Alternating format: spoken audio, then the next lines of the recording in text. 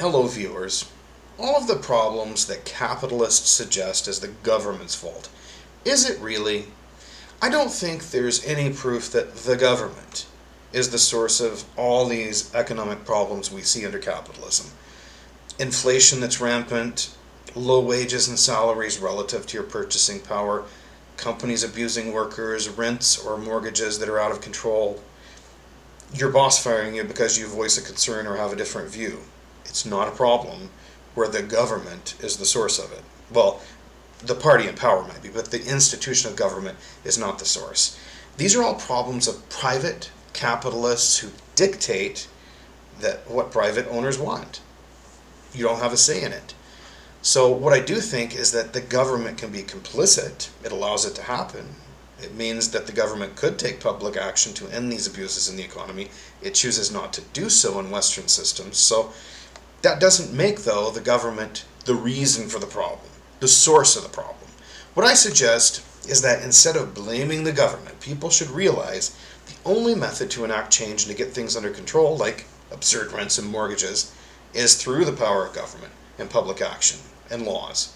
So when you blame the government for all problems, what you are doing is you're taking away your own democratic ability to solve that problem. And that effectively is music to the ears of every business owner and capitalist everywhere. They know they can get away with bloody economic murder and keep stealing from everyone by overpricing things and underpaying people because they don't get held accountable. Too often Western capitalists blame the government. Too often the very people who have to work for the wages and the salaries to make a living, they buy the storyline and go along with it, which again, the government can be complicit in the problem by allowing it to happen. But as the only agent for change, the institution of government, to enact laws to make a difference, when you blame government rather, you are effectively taking away your personal power to effect any change that would help everyday people. Again, you are basically giving up your democratic right to enact positive changes for working people when you blame the government for all problems, or when you follow and support political parties that pitch this false storyline and narrative to you. They channel your anger. That anger is what gives them power. You have legitimate anger at these issues. Only they are selling you a storyline that only gives people making your life difficult. They make the private capitalists even more powerful. So think about that a bit for a moment before you blame the government for everything. The government isn't the agent that creates high rents, high mortgages that are above average incomes. It isn't what inflates the prices of cars, groceries, fuels, and other items necessary to live.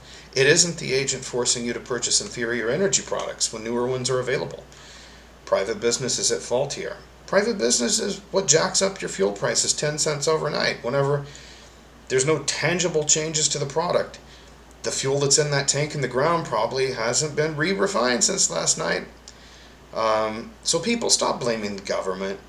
Business blames, blame the private businesses and the fat cats and stand up to capitalism. When you do, you will realize that class awareness is more important than channeling all your anger against the government. And one last thing, if you rely on a wage or a salary and you sell your labor to get it, you're not a capitalist. You're not a capitalist owner class. So empower yourself, become class aware, stop blaming the wrong thing for your problems. Thank you for watching.